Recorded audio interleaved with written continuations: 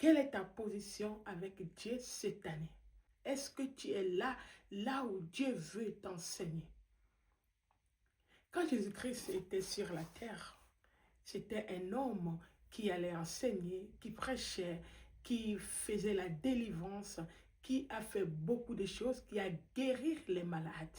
Quand tu lis dans l'évangile, tu vas remarquer que il y a un homme dans la Bible, et cet homme qui était malade depuis 38 ans, qui a fait 38 ans. Et il était resté dans cette position. Il était resté dans un endroit. Cet homme n'avait personne pour pouvoir l'aider, afin qu'il soit guéri, afin qu'il saute dans l'eau et être guéri. Mais cet homme était resté dans cette position pendant 38 ans. Un jour, par la grâce de Dieu, Jésus-Christ passait. Et Jésus-Christ s'est présenté à cet homme. Et cet homme a été guéri. Quand tu lis encore dans la Bible, tu verras qu'un homme qui avait la main sèche, mais quand Jésus-Christ était là pour enseigner, cet homme aussi était venu. Et cet homme a été guéri. Cet homme, c'était le jour où on ne devait même pas, et Jésus-Christ ne devait même pas faire le service parce que c'était le jour de sabbat. Mais cet homme était là. Cet homme savait que c'était le jour de sabbat, que c'est impossible que Jésus-Christ puisse enseigner ou Jésus-Christ puisse guérir les malades. Mais dans sa tête, je devais être là. Par la grâce de Dieu, il a été guéri. Cet homme qui dirigeait la synagogue, cet homme, quand Jésus-Christ était là, il était là dans la synagogue. Les gens sont venus dire à cet homme, ton enfant est décédé. Ta fille est allongée à la maison où il n'y a plus de vie.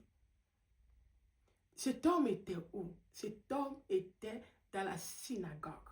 Cet homme était dans l'endroit où Jésus-Christ était là.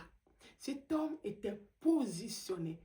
Et par la grâce de Dieu, Dieu a touché cet enfant. Jésus-Christ est parti. Et qu'est-ce qui s'est passé? Cette fille s'est levée. Cette fille est passée de la mort à la vie parce que cet homme était là dans la synagogue. Cet homme était positionné à un endroit.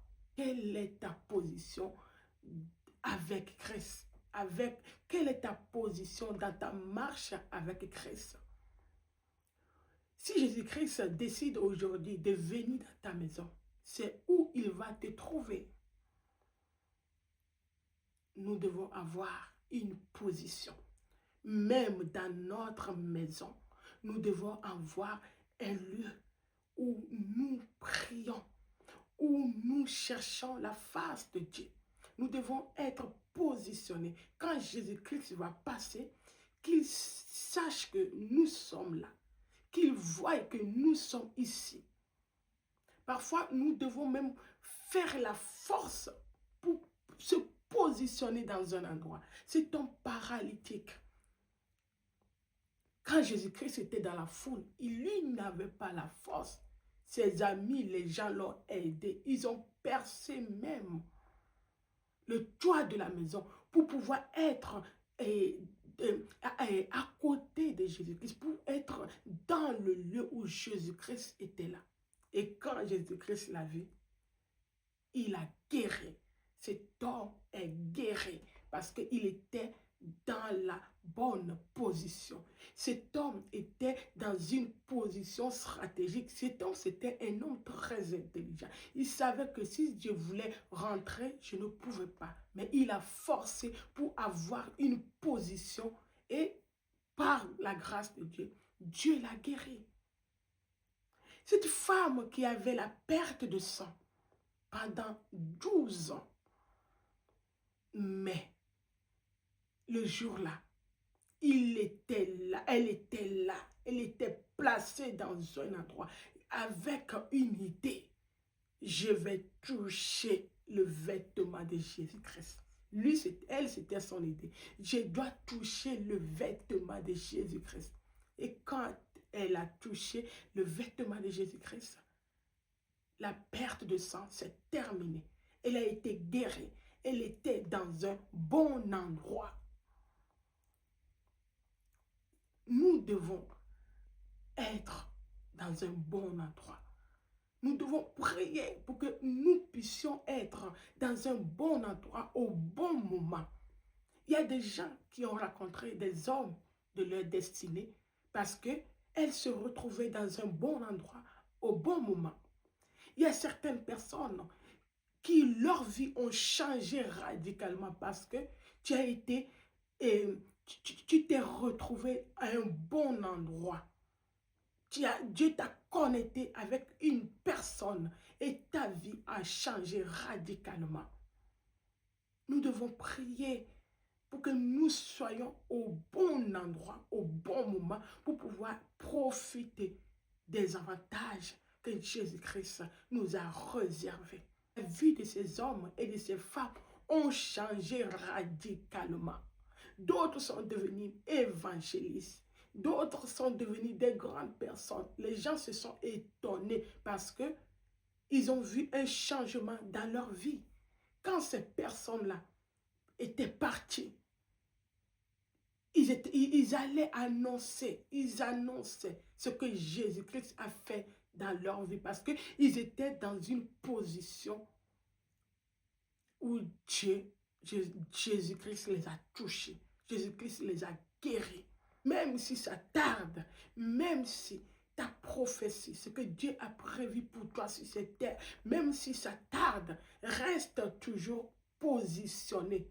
Parce que tu ne sais pas le jour où Jésus-Christ va passer. Tu ne sais pas le jour où Jésus-Christ va te toucher. Tu ne sais pas le jour où Jésus-Christ va chasser ces esprits qui sont en toi. Aujourd'hui, dans la Bible, on parle de ces hommes, on parle de ces femmes. Parce que leur témoignage n'est pas comme les témoignages des autres. Il y a beaucoup qui ont été guéris. Il y a beaucoup qui ont été délivrés. Mais c'est ces femmes-là, c'est de ces femmes-là, c'est ces noms seulement qui sont restés dans la Bible. Toi et moi, quelle est ta position? Tu dois savoir où je suis. Quelle est ma position? Est-ce que je suis dans la présence de Dieu? Est-ce que je suis resté sur ma position pour attendre mes prophéties, afin que mes prophéties puissent être réalisées? Quel que soit le temps, quelle que soit la durée de ta prophétie, attends toujours, ça s'accomplira. Cet homme, il est resté 38 ans. Il n'avait personne pour l'aider. Il n'y avait personne. Il était malade. Je ne savais même pas ce qu'il mangeait. Il était resté dans une seule position, dans un endroit. Et ce jour, Dieu a fait grâce. Ce jour, Jésus-Christ l'a touché. Jésus-Christ l'a guéri. Il y avait beaucoup de gens, mais cet homme était l'homme qui a marqué Jésus. Jésus-Christ a tourné son regard vers lui. Il a été guéri. Quelle est ta position?